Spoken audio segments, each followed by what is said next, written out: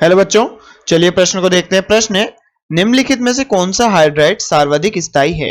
बच्चों यहाँ पर हमें 4 विकल्प दिए गए हैं। तो चलिए बच्चों इस प्रश्न की मुख्य अवधारणा की बात करें। मुख्य अवधारणा। तो बच्चों यहाँ पर हमें जितने भी विकल्प दिए हैं ये किस समूह संख्या 15 के तत्व हैं। समूह संख्या 15 के हाइड्राइड है। हाइड्राइड। तो बच्चों ये समूह संख्या 15 के हाइड्राइड है। तो अब बच्चों अगर हम यहाँ पर स्थायित्व की बात करें तो बच्चों स्थायित्व सीधे समानुपाती होता है अतिव्यापन के मात्रा के। स्थायित्व सीधे समानुपाती होगा अतिव्यापन की मात्रा। अब बच्चों अगर हम यहाँ पर बात करें अतिव्यापन की मात्रा, तो अतिव्यापन की मात्रा बच्चों एक्सियल जो अतिव्यापन होता है, अक्षीय अतिव्यापन बच्चों किससे ज्यादा स्थायी होता है? पार्श्वीय अतिव्यापन से।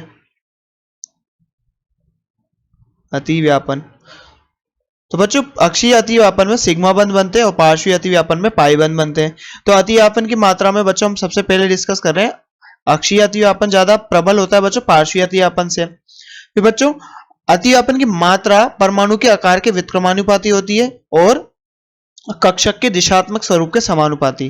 तो अब अतिव्यापन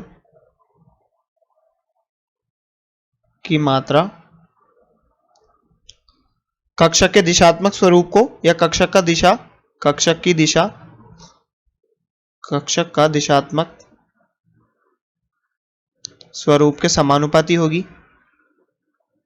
जैसे कि बात करें बच्चों हम यहां पर कैसे 2p से ज्यादा अच्छा होगा 2s बच्चों यहां पर ये पाई है, पाई बंधन है, पार्श्वीय अतिव्यापन है।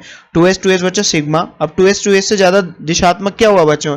s से ज्यादा p ज्यादा दिशात्मक कक्षक होता है, इसलिए बच्चों 2p ज्यादा स्थायी होगा और इससे ज्यादा बच्चों 2p। ये बच्चों सिग्मा बंध है यहां पर। अब बच्चों अतिव्यापन की मात्रा किसके सीधे व्युत्क्रमानुपाती होती है? आकार के व्युत्क्रमानुपाती के।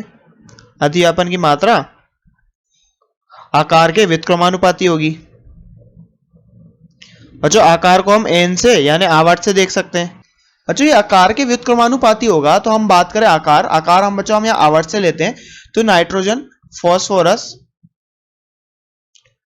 आर्सेनिक और एंटीमनी। तो बच्चों ये यहाँ पर नाइट्रोजन की बात करें द्वितीय आवर्त का सदस्य है, फॉस्फोरस तृतीय आवर्त का, एंटीमनी बच्चों चौथे आवर्त का, आर्सेनिक बच्चों चौथे आवर्त का और एंटीमनी पांचवें आवर्त का। तो बच्चों ऊपर से नीचे जाने पर आकार में वृद्धि हो रही है, आकार बढ़ रहा है। आकार बढ़ेगा तो बच्चों अतिव्यापन की मात्रा क्या होगी? कम होगी। अतिव्यापन की मात्रा कम होगी। अब बच्चों अतिव्यापन की मात्रा कम होगी। अब अतिव्यापन की मात्रा कम हो रही है बच्चों, तो यहां पर बंध क्षमता या फिर बच्चों स्थायित्व बोले तो स्थायित्व क्या होगा? कम होगा। तो NH3, PS3, AsH3 और AsBH3। तो बच्चों यहां पर स्थायित्व का ये क्रम आएगा। स्थायित्व बच्चों ऊपर से नीचे जाने पर कम हो रहा है।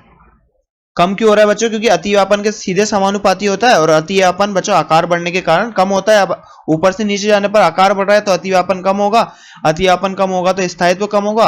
और स्थायित्व बच्चों हमसे पूछा गया यहाँ पर सर्वाधिक स्थायी कौन सा हाइड्राइड होगा। तो बच्चों यहाँ पर हम इस क्रम के अनुसार कह सकते हैं कि सर्वाधिक स्थायी हाइड्राइड कौन सा होगा? यहाँ पर NH3। बच्चों इस प्रश्न का सही उत्तर होगा विकल्प नंबर बी, NH3 अमोनिया। बच्चों आशा करते हैं आपको प्रश्न समझ में आया होगा। धन्यवाद।